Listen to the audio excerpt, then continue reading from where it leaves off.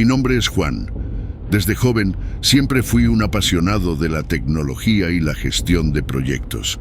Estudié ingeniería industrial en una universidad local y tras graduarme comencé a trabajar en una pequeña empresa de manufactura. No fue fácil. Tuve que enfrentarme a largas jornadas laborales, sueldos bajos y jefes exigentes. Sin embargo, mi determinación y pasión por lo que hacía me impulsaron a seguir adelante. A lo largo de los años, fui adquiriendo experiencia y habilidades en la gestión de proyectos. Decidí complementar mi formación con un curso en administración de empresas y más tarde un diplomado en gestión de proyectos. No fue un camino sencillo, cada logro requería sacrificios, noches sin dormir y la constante presión de demostrar mi valía en un entorno competitivo. Finalmente, después de varios años y múltiples empleos, logré ingresar a una de las empresas más prestigiosas del sector. Comencé desde abajo, como asistente de proyectos, y poco a poco fui ascendiendo. No fue tarea fácil. Tuve que enfrentarme a retos constantes, aprender a trabajar bajo presión y manejar equipos diversos. Cada paso que daba hacia arriba estaba lleno de obstáculos y desafíos, pero mi objetivo siempre estuvo claro. Después de años de esfuerzo y dedicación, finalmente había logrado el puesto de gerente de proyectos.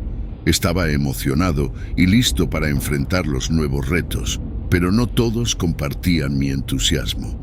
Clara, mi compañera de trabajo, había estado esperando esa promoción tanto como yo. Siempre fue una persona reservada, pero competente. Sin embargo, después de mi ascenso, noté un cambio en su comportamiento. Se volvió más distante y fría. Al principio, pensé que era solo la decepción de no haber conseguido el puesto, pero pronto me di cuenta de que era algo más. Un día, mientras estaba en mi oficina revisando algunos documentos, Clara se acercó a mi escritorio con una sonrisa forzada y me entregó un pequeño amuleto. «Es para la buena suerte», dijo. Agradecí el gesto, aunque me pareció extraño. No solía creer en esas cosas, pero lo acepté por cortesía y lo dejé en un cajón. Las semanas siguientes fueron extrañas. Empecé a tener pesadillas recurrentes sobre figuras oscuras que me susurraban cosas incomprensibles. En la oficina, los proyectos que siempre había manejado con eficiencia comenzaron a desmoronarse. Documentos importantes desaparecían, correos electrónicos cruciales no llegaban a su destino, y mis decisiones eran constantemente cuestionadas por los superiores. Un día, mientras buscaba unos archivos perdidos, encontré el amuleto de Clara en mi cajón. Una sensación de incomodidad me invadió. Decidí llevarlo a casa para observarlo con más detenimiento. Esa noche, el amuleto comenzó a emitir una luz tenue. Al principio pensé que era un reflejo, pero la luz se intensificó hasta iluminar toda la habitación. De repente, las figuras de mis pesadillas comenzaron a materializarse a mi alrededor. No podía moverme, estaba paralizado por el miedo. Las figuras susurraban mi nombre y repetían palabras que no podía entender. En el centro de todas ellas reconocí la figura de Clara. Al día siguiente decidí confrontarla. Le pregunté directamente sobre el amuleto y las extrañas experiencias que había tenido desde que lo recibí. Clara me miró con una sonrisa fría y me dijo: «Nunca debiste aceptar ese ascenso. Todo lo que te está pasando es solo el comienzo». Esa misma tarde, consulté a un experto en ocultismo. Al examinar el amuleto me confirmó que estaba imbuido de magia negra, diseñada para atraer mala suerte y desgracias a su portador. Me aconsejó destruirlo y realizar una limpieza espiritual para eliminar cualquier rastro de maleficio. Esa noche quemé el amuleto en mi jardín y realicé la limpieza espiritual siguiendo las instrucciones del experto. Las figuras desaparecieron y las cosas empezaron a mejorar en la oficina. Pero Clara ya no era la misma. Pocos días después, renunció y se fue sin dejar rastro. Nunca volví a saber de ella, Pero desde entonces siempre tengo cuidado con las ofrendas de buena suerte, especialmente cuando vienen de personas que podrían envidiar mis logros. Así es como ocurrió. Aunque todo parecía volver a la normalidad, siempre quedará en mi mente la posibilidad de que aquellas figuras fueran algo más que simples alucinaciones. ¿Fue realmente el amuleto lo que causó todo esto o simplemente fue una coincidencia?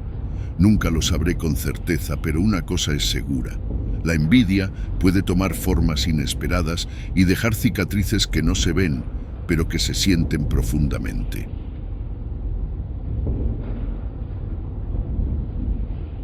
Hola, mi nombre es Andrés Martínez y quiero compartir con ustedes una historia que cambió mi vida para siempre.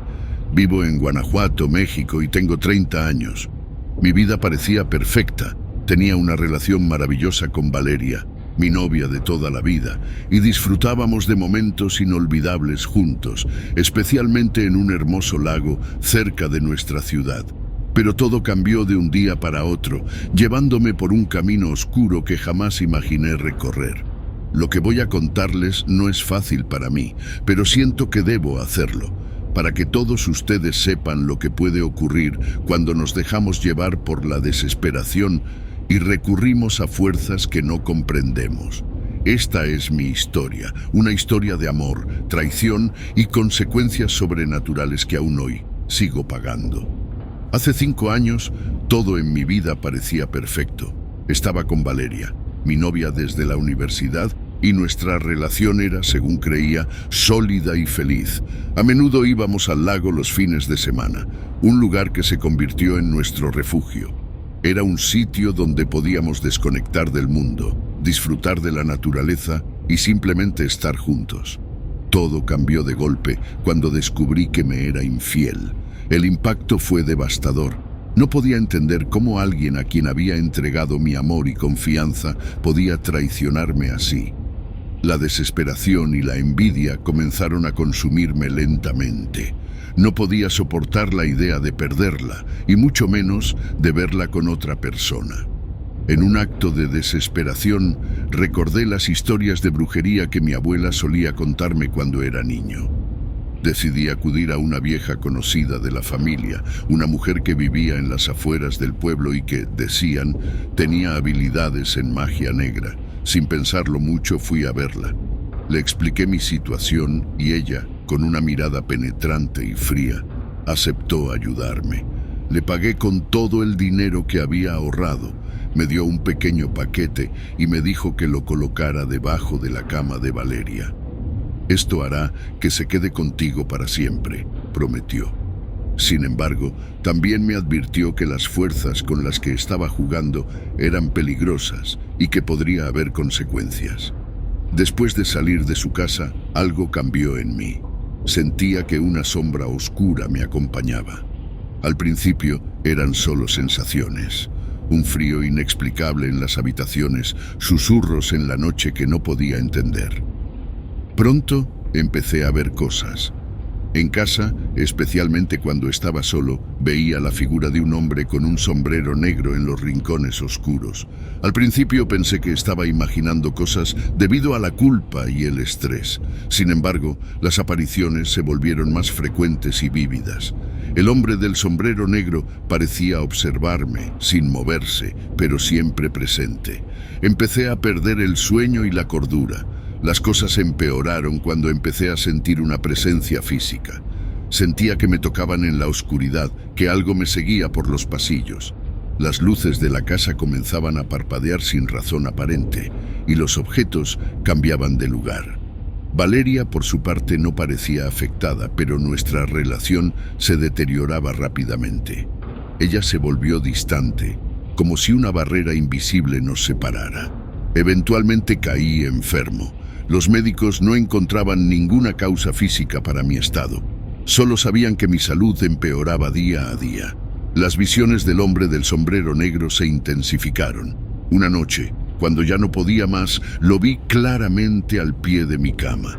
Me susurró algo que no pude entender, pero el miedo que sentí fue indescriptible. Fue entonces cuando comprendí que el mal que había invocado para atrapar a Valeria no la estaba afectando a ella, sino a mí. La magia negra se había vuelto en mi contra. Aterrorizado, regresé a la casa de la mujer que me había dado el paquete. Le supliqué que deshiciera el hechizo, pero ella solo me miró con lástima y dijo que el daño ya estaba hecho y que ahora debía pagar el precio. Mi salud continuó deteriorándose. Valeria me dejó definitivamente y me quedé solo con mi tormento. Los médicos dijeron que mi cuerpo estaba fallando sin razón aparente y supe que mi final estaba cerca.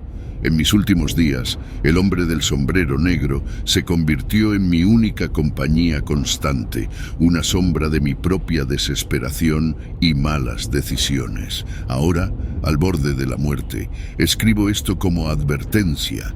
No jueguen con fuerzas que no comprenden, porque las consecuencias pueden ser más terribles de lo que jamás imaginaron.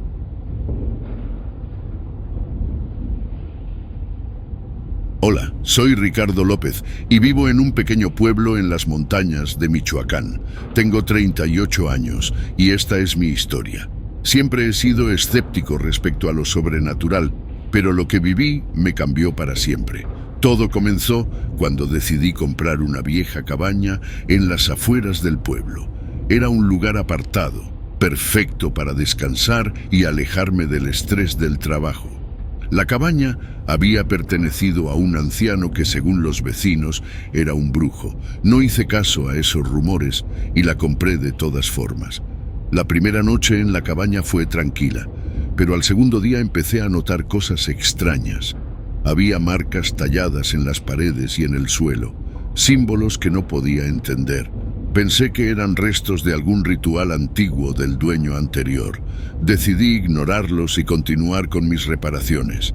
Una noche, mientras dormía, sentí que alguien me observaba. Desperté y vi una figura oscura al pie de mi cama. Intenté moverme, pero estaba paralizado. La figura se acercó y susurró en un idioma que no entendía. Sentí un dolor agudo en mi pecho, como si me estuvieran marcando con fuego. Cuando pude moverme de nuevo, la figura había desaparecido. A la mañana siguiente noté una marca en mi pecho, una cicatriz en forma de un extraño símbolo que coincidía con los tallados en la cabaña. Desde ese momento, mi vida se convirtió en una pesadilla. Comencé a tener visiones de rituales oscuros, escuchaba voces susurrando mi nombre y sentía una presencia constante a mi alrededor. Desesperado, busqué ayuda en el pueblo. Un curandero me dijo que había despertado la ira del brujo y que debía realizar un ritual para apaciguar su espíritu. Siguiendo sus instrucciones, reuní los elementos necesarios y realicé el ritual en la cabaña. Durante el ritual, las velas se apagaron de golpe y el aire se volvió helado. Sentí que algo me agarraba por el cuello, intentando estrangularme.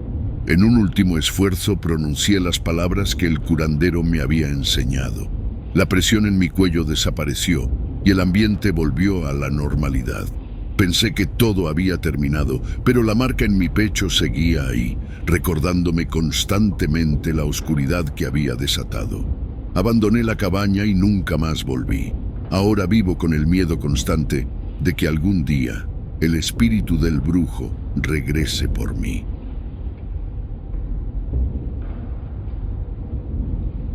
Mi nombre es Jorge. Soy un conductor de autobús que lleva más de 15 años trabajando en la misma ruta. Cada día es prácticamente igual al anterior. Recoger pasajeros, dejar pasajeros, recorrer kilómetros y kilómetros de asfalto mientras escucho las historias de la gente que sube y baja. Es un trabajo monótono, pero me da una sensación de paz y rutina que siempre he valorado. Esa noche, sin embargo, todo cambió. Eran las 11:45 de la noche y estaba en mi último recorrido de la noche. La Ruta 23 atraviesa una parte tranquila de la ciudad, pasando por barrios residenciales y luego por un largo tramo de carretera que bordea un bosque denso antes de llegar a la terminal. Normalmente a esa hora apenas hay unos pocos pasajeros que regresan a sus casas después de un largo día de trabajo. Esa noche no era diferente. Había recogido a mis habituales, un par de estudiantes universitarios medio dormidos, una anciana que siempre se sentaba en el asiento delantero y un hombre de mediana edad con un maletín que hablaba en voz baja por su móvil. Cuando salimos de la ciudad y entramos en la carretera, la mayoría de los pasajeros estaban ya dormidos. Todo parecía normal hasta que llegamos al tramo del bosque. Fue entonces cuando noté algo extraño. A lo lejos, vi una figura de pie al borde de la carretera, en una parada donde normalmente nadie sube ni baja. Era una mujer con un vestido blanco, su figura iluminada solo por los faros del autobús. Pensé que sería alguna caminante perdida o alguien esperando a que la recogieran. Paré el autobús y abrí la puerta. La mujer subió sin decir una palabra y me dio una sensación extraña, como un frío que recorrió mi espalda. Se sentó en uno de los asientos traseros y al mirarla por el retrovisor vi que su rostro estaba pálido y sus ojos vacíos. Continué conduciendo intentando ignorar la inquietud que sentía. Los otros pasajeros no parecían haber notado nada raro. Sin embargo, a medida que avanzábamos, empecé a notar cambios en el ambiente. El aire dentro del autobús se volvió gélido y una densa niebla comenzó a cubrir la carretera, reduciendo la visibilidad a casi nada. De repente, el autobús empezó a temblar. Era como si algo o alguien estuviera intentando detenerlo. Miré por el retrovisor y vi que la mujer de blanco se había levantado de su asiento y caminaba lentamente hacia mí. Sus ojos vacíos ahora parecían dos pozos negros y profundos, y su boca se abrió en un grito silencioso. Los otros pasajeros comenzaron a despertar, asustados por el temblor y la presencia de la mujer. Gritaban, pidiéndome que parara el autobús. Intenté frenar, pero los frenos no respondían. Era como si el autobús tuviera vida propia y se dirigiera a un destino desconocido. Finalmente, en un último intento desesperado, giré bruscamente el volante y logré detener el autobús en un lado de la carretera. La mujer de blanco se desvaneció en el aire y el temblor cesó. Los pasajeros, aterrorizados, salieron del autobús corriendo hacia la oscuridad de la noche. Me quedé allí, temblando y tratando de entender qué había sucedido. Llamé a la central para pedir ayuda y explicar lo ocurrido, pero cuando los técnicos llegaron, no encontraron nada extraño en el autobús. Los frenos funcionaban perfectamente y no había signos de la misteriosa mujer. Desde entonces, cada vez que paso por ese tramo del bosque, acelero un poco más, esperando no volver a encontrarme con la mujer de blanco. Los pasajeros que estuvieron conmigo esa noche evitaron hablar del incidente y yo nunca volví a verlos en mi ruta. Ahora, cada noche, al conducir por la oscura carretera, no puedo evitar mirar por el retrovisor, esperando no ver de nuevo esos ojos vacíos que me miraron fijamente esa noche.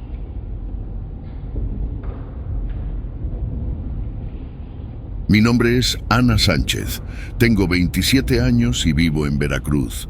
Hace un par de años me mudé a una antigua casa en el centro histórico de la ciudad. Era un lugar hermoso, lleno de historia, pero también de secretos oscuros que estaban a punto de ser desvelados. Desde el primer día sentí que algo no estaba bien. La casa tenía una atmósfera pesada, como si estuviera llena de tristeza y dolor. Al principio pensé que eran solo mis nervios por la mudanza, pero pronto me di cuenta de que había algo más. Empecé a tener pesadillas recurrentes en las que una mujer me perseguía por la casa, susurrando palabras en una lengua antigua. Cada vez que despertaba, sentía una presión en el pecho y veía sombras moviéndose en la oscuridad. Decidí investigar y descubrí que la casa había pertenecido a una mujer acusada de brujería en el siglo XVIII. Fue ejecutada, pero según la leyenda, lanzó una maldición sobre la casa antes de morir. Una noche, mientras revisaba unos viejos libros en el ático, encontré un diario. Era de la bruja y detallaba los hechizos y maldiciones que había lanzado. El último hechizo describía cómo sellar su espíritu en la casa para atormentar a los futuros inquilinos. Sentí un escalofrío recorrerme la espalda al leerlo. Decidí buscar ayuda y contacté a un sacerdote conocido por realizar exorcismos. Cuando llegó, realizó una serie de bendiciones y oraciones en la casa. Durante el exorcismo, escuchamos gritos y lamentos provenientes de las paredes.